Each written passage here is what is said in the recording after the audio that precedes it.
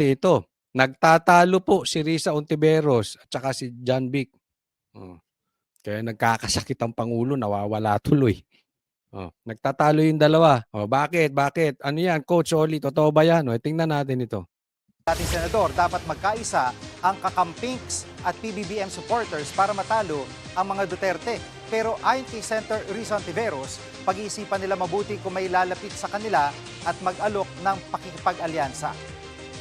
Yung iba pong mga tanong ay siguro kung ilalapit sa amin ay pag-iisipan at pag-uusapan, magkakaisahin din at a later stage. Pero first things first muna, pagkakaisa at sama-samang desisyon. Yun na naman. So sa 2022, binudol nila ang taong bayan dyan sa pagkakaisa ni Bongbong Marcos at ni Sara. Nilaglag din naman ni Bongbong si Sara, tapos si Bongbong nagnakaw. Tapos pinakidnap yung tatay ni yung tatay ni Sara na si PRRD. Ngayon bubuo na naman sila ng pagkakaisa. At ito si Risa ay nag-a-apply sa pamagitan ng kanyang bossing, sa pamagitan ng kanyang agent na si Trillanes. Nag-a-apply para maging standard bearer ng admin. Pero wag nating kakalimutan, ito, alam natin, si John Vic nagpahaging na. Handa rin daw siyang tumakbo bilang presidente. Hindi yan verbatim pero ganoon ang ibig niyang sabihin. So nagtatalo na yan dalawa. Aminin man nilang hindi, ito yung sinasabi ni Amy. Kayo mga nakapaligid sa kapatid ko, ang gulo lang kayo eh. Nag-a-apply na to, sino ang kakargahin ng admin? Definitely kukuha ng isa sa pula at sa dilaw para labanan si Sara. Pero sino? Diba? Lumulutang yung pangalang Torre, diba? Lumulutang yung John Vic, yung Risa, yung Lenny, pati nga si Trillanes, tinatanong na pagkasenador. Pero hindi, ang pinagtatalunan dyan yung sinong kakargahin magpe-presidente para tumunggali kay Sara. Pati nga si kinukonsider nila, kita mo, epal ng epal, ito si Erwin, binabanggit-banggit na yan ng Pinklawan. Ayun, nagtatalo-talo na yan. Kaya nga naman, itong sinasabi ni Risa, huwag kayong maniwala na siya ay oposisyon.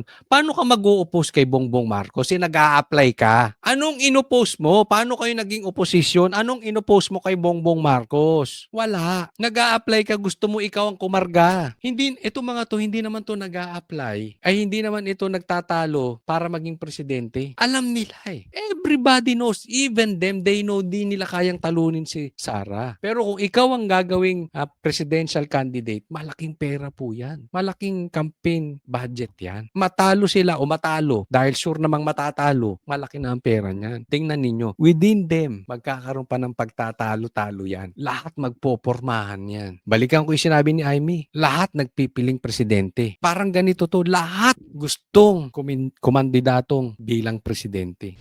Sa panayam naman ng Let's Talk with Pia Ontiveros ng The Pod Network Entertainment, nauna nang sinabi ni Senator Risa na gusto niya magkaroon ng malakas na pambato ang oposisyon.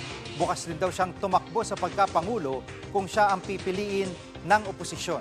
Apply na apply, no? Bukas kailangan magkaroon tayo ng isang oposisyon, magkaroon tayo ng isang team, magkakaisa, at bukas ako ron. Sabihin mo na, nang kumita ka na! Only one, sabi mo parang Highlander to. There can be only one para may fighting chance ang opposition. If that becomes Isa lang, okay? So, ibig sabihin, yung dilaw, yung pinklawan, yung mga plastic, yung mga komunista, yung mga NPA, lahat, yung mga drug addict, lahat na ayaw ng Duterte, diyan kayo. Yung, di ba? Yung mga ayaw ng mga Duterte, mga komunista, yung mga drug lords, diyan sila. Magsama-sama sila, pula, dilaw, pink, yan.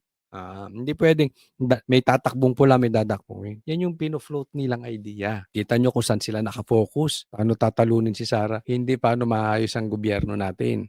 Pero minamind conditioning din nila si Bongbong dyan. Kasi siyempre, nasa admin si Bongbong, may pera eh. Diba? Gusto nila sila yun. Gusto nila itong dilaw, sila ang tatakbong presidente. Tanong, hindi nyo ba alam malakas si John Vic sa presidente? Tingnan nyo ginawa kay Torre. Diyan palang kita na natin eh.